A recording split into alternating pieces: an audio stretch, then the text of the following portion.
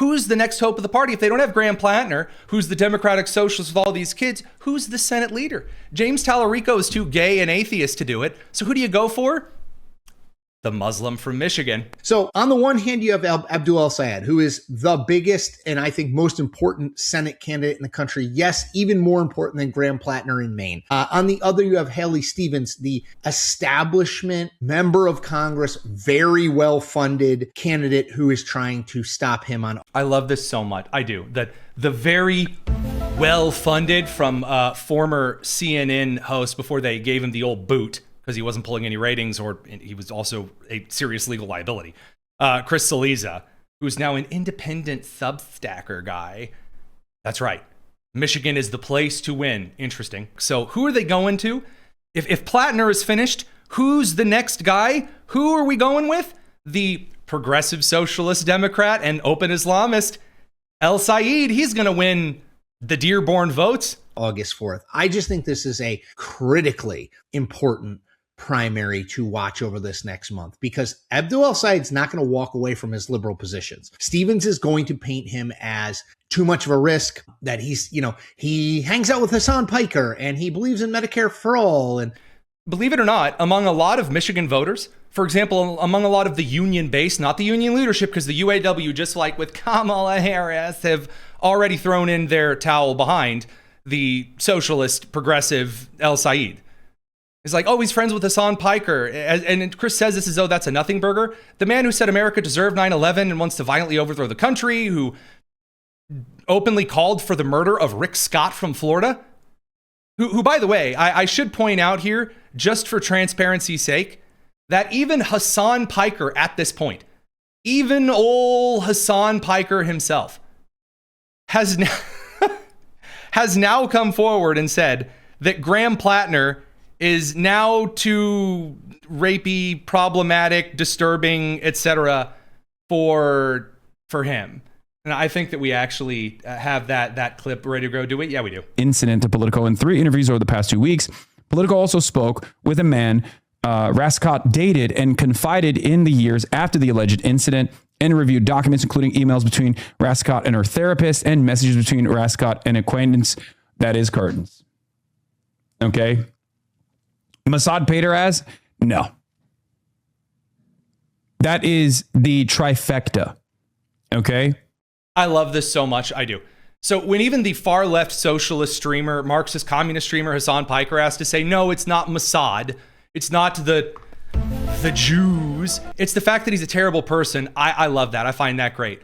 And the reason I say that is that, again, after the young man, the gay guy with the trans furry boyfriend, who killed Charlie Kirk, again, who's now in those legal trials beginning here. Anywho, Tyler Robinson, that even Nick Fuentes had to come forward and say about Marjorie Taylor Greene, no, she's really stupid. It's not Israel. No, Candace Owens is really stupid. It's not Israel. I just find it funny when even like the fringe crazies also think you're dumb. Anywho, we'll let Chris continue the hope of the party, the hope. All these other things, like, he's a wacko leftist and he can't win in a swing state like Michigan. Number one, does McMurrow dropping out, and does she endorse a candidate? Is it Stevens? Is it Abdul El-Sayed? That's obviously something to keep an eye on. But does McMurrow dropping out help Stevens significantly? All right. Let's talk about the dropouts. So El-Sayed, again, nutcase, we've covered him before. Let's talk about who dropped out. So we just saw Mallory McMorrow, one of the Democrat Senate candidates, this young redhead, very, very full of herself, who just ran with like the, you go girl, she's got boss energy. Well, she's dropping out because not only has she been booed, not only has she been mocked, she brings nothing to the table, by which I mean she's not a crazy man advocating for the violent overthrow of the government or transing children openly, that kind of a thing. And so that when I say that she was full of herself, I mean, her account had tweets, her rolling up to the Democratic committee in Michigan, flanked by a kid holding a fat head of herself and a marching band saying, quote, "This is what we call McMorrow-mentum." She was polling at 6% a week later, and she's now officially dropped out. So, of course, Bernie Sanders, who really can't pick him, he steps and goes, AIPAC, another billionaire funded. Hold on. AIPAC and other billionaire-funded super PACs are spending millions to buy the Democratic primaries in Michigan and Minnesota. This is not about Abdul El-Sayed or Haley Stevens or Peggy Flanagan or Randy Craig. It's about Abdul and Peggy versus the Jews, the AIPAC, and the establishment. The Jews, oh, you cannot believe it. Only leftist billionaires like George Soros and, of course, the oh-so-great and now under federal investigation, Neville Singham of China. Those are the only ones allowed to donate to mass campaigns. Beautiful, beautiful. Now, I would be remiss if I didn't share that over the weekend, El-Sayed, really rallying the voters. He did a little Taylor Swift video of himself that hurts my very soul, so you're also going to have to see this. So he steps out in a black V-neck and a Party City America flag cowboy hat. She wears short skirts, I wear t-shirts. So he says, so he wears fancy suits, I wear black V-necks, and then I'm a public health official and he's a pharma lobbyist. And basically he's like, I'm Taylor Swift. So now we're doing the James Tallarico, be as gay as possible and elect me. Yes, I am so Beto O'Rourke, ladies. Please get out and vote for me. I am so great. And then there's people awkwardly doing like the awkward electric slide shuffle at like a senior home dance behind him. It's just yeesh. I'm not playing that one in full because I really don't want Taylor Swift and her private jet to be copy striking me across the media platforms. That brings us over to Francesca in the great state of Wisconsin. So Francesca Hong is the Democratic Socialist who they're also rallying behind in Wisconsin. And she has gone from having a polling position of 3% to now, according to Wedgwood polling among likely voters, she is at 30%. Barnes, another Democratic gubernatorial candidate, at 28%. Rodriguez at 19%. And she is up 47 to 44 against Republican Tiffany. Why? Because she's the same insane nutcase on the Democratic Socialists think this is their moment. As long as he doesn't get out there and get completely torn apart on rape allegations, you should be fine. That's what they're gaming on. That's what they're hoping. Now we're going to do rapid fire. Super easy, oh, look, it's super a song simple. biker. Rapid fire. Do you support repealing Act 10? Yes. Universal child care? Yes. Free school meals? Yes. Guaranteed pay leave? Yes. Abolishing ICE? Yes. A 1-year data center moratorium? Yes. Breaking up Big Ag? Yes. Public grocery stores? Yes. Right Oh yeah, bread lines. Woohoo! to repair? Yes. Legalizing cannabis? Yes. Overturning Citizens United? Yes. A workers' bill of rights? Yes. A free Palestine? Yes. Again, Workers' Bill of Rights means price control, actual price control. And then, of course, the most important issue to the voters from Wisconsin, Palestine. Incredible, beautiful, love it. Here she is going off on that. They are so predictable. They want to win the primary. They have nothing for a general election, as you're finding out with Graham Plattner and Susan Collins right here, right now. And there's panic setting in because unless you're in New York or California, this doesn't fly everywhere.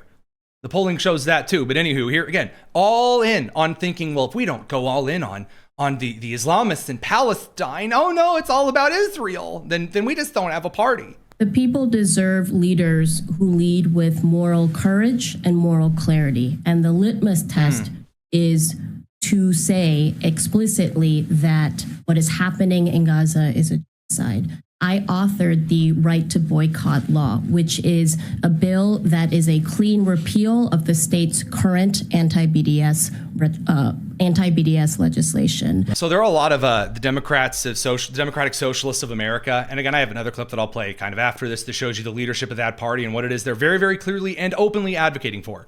But it should be made explicitly clear right here, right now, that this is not even going to poll union voters. We saw this in the Trump election between Trump and Kamala. If you think that Democrat, kind of Bill Clinton 90s populist union voters in Detroit, is it Clinton Township or Allison Township, just north of Detroit, which is that? Addison Township, and then, is it Clinton Township? And this is going to bother me because I make this mistake all the time. Clinton Township, right north of Detroit. There we go.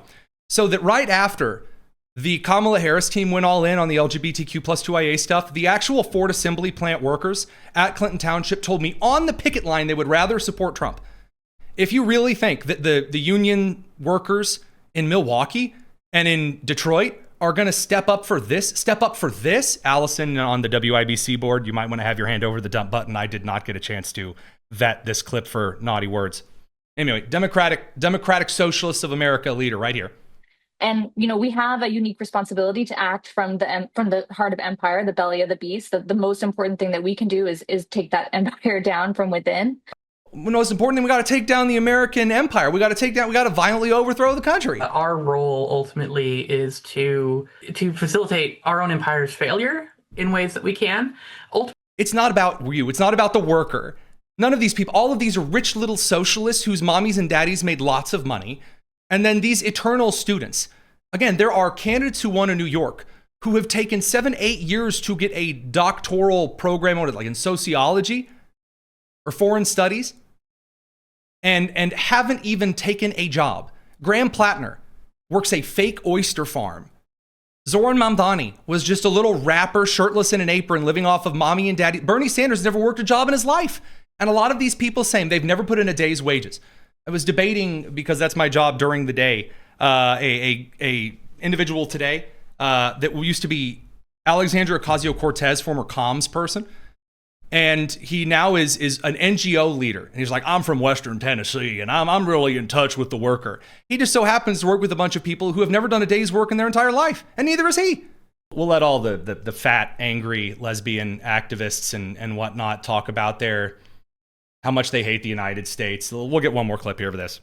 U.S. imperialism is not a thing that can be reformed away. It has to be overthrown through revolutionary struggle. And to build a mass movement that can use the leverage of workers to... None of these people have ever been workers of any kind. Hit the kill switch on American imperialism. Just like Marxism, just like Bolshevism, it's not actually led by the worker. It never is.